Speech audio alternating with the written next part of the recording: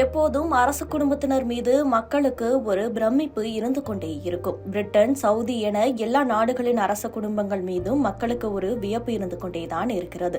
அப்படி சவுதி அரச குடும்பத்தை சேர்ந்த ஒரு இளவரசரை மக்கள் தூங்கும் இளவரசர் என குறிப்பிடுவார்கள் என்பது உங்களுக்கு தெரியுமா? இப்போது உலகின் பல்வேறு நாடுகளிலும் ஜனநாயகம், அதாவது தேர்தல் முறைதான் பின்பற்றப்பட்டு வருகிறது. உலக நாடுகள் சமத்துவத்தையும் நோக்கி நகர்ந்து கொண்டு இருக்கிறது. இருப்பினும் சில நாடுகளில் இன்னும் மன்னராட்சியே இருக்கிறது. அந்த அரச குடும்பங்களின் அசாதாரண வாழ்க்கை முறை மக்களை பிரமிக்க வைக்கிறது. பிரிட்டனில் ஆட்சி செய்யாத இங்கிலாந்து அரச குடும்பமாக இருந்தாலும் சரி, சவுதி அரேபியாவில் ஆட்சி செய்யும் அரச குடும்பமாக இருந்தாலும் சரி, அவர்கள் இன்றும் மக்களின் கவனத்தை பெற்றே வருகின்றனர்.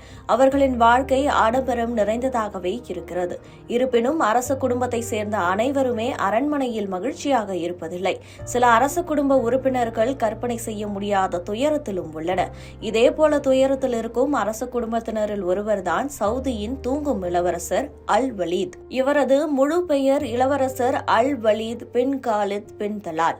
இவர் கடந்த ஏப்ரல் 18ஆம் தேதிதான் தனது 36வது பிறந்த நாளை கொண்டாடினார். இருப்பினும் காலம் உருண்டு ஓடுவது அவருக்கு தெரியாது. ஏனென்றால் அவர் கோமாவில் இருக்கிறார், அதுவும் கடந்த 20 ஆண்டுகளாக. இதன் காரணமாகவே அவரை தூங்கும் இளவரசர் என்று குறிப்பிடுகிறார்கள். கடந்த 2005ஆம் ஆண்டு ராணுவ கல்லூரியில் படித்து வந்தபோது எதிர்பாராத விதமாக இவர் சாலை விபத்தில் சிக்கினார். அப்போது கோமாவுக்கு சென்ற இவர் அதன் பிறகு அதிலிருந்து மீளவே இல்லை. இப்போது அவர் சவுதி தலைநகர் ரியாத்தில் உள்ள கிங் அப்துல் அஜீஸ் மருத்துவ நகரில் பராமரிக்கப்பட்டு வருகிறார். அங்கு வெண்டிலேட்டர் உதவியுடன் கடந்த 20 ஆண்டுகளாக இருக்கிறார். அவருக்கு உணவு குழாய் மூலமே உணவு வழங்கப்பட்டு வருகிறது. கடந்த 2019ஆம் ஆண்டில் அவரது உடலின் லேசான அசைவுகள் தென்பட்டன. அப்போது அவர் விரலை தூக்குவது அல்லது தலையை லேசாக அசைப்பது போன்ற சைகைகளை செய்ததாக கூறப்படுகிறது. இருப்பினும் அதன் பிறகு முழுமையாக அவருக்கு நினைவு திரும்பவில்லை.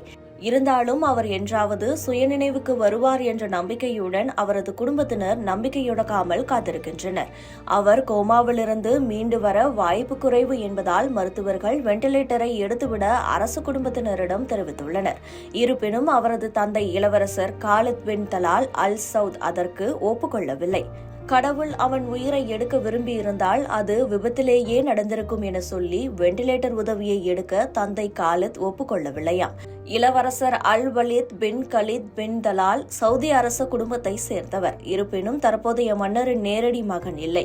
அதாவது இளவரசர் அல் வலீதின் தாத்தா இளவரசர் தலால் பின் அப்துல் அஜீஸ் அல் சவுத் என்பவர் சவுதி நிறுவனரும் முதல் மன்னருமான அப்துல் அஜீஸ் அல் சவுதின் பல மகன்களில் ஒருவர். அதன்படி பார்த்தால் இளவரசர் அல் வலீத் மன்னர் அப்துல் அஜீஸின் கொள்ளு பேரன்.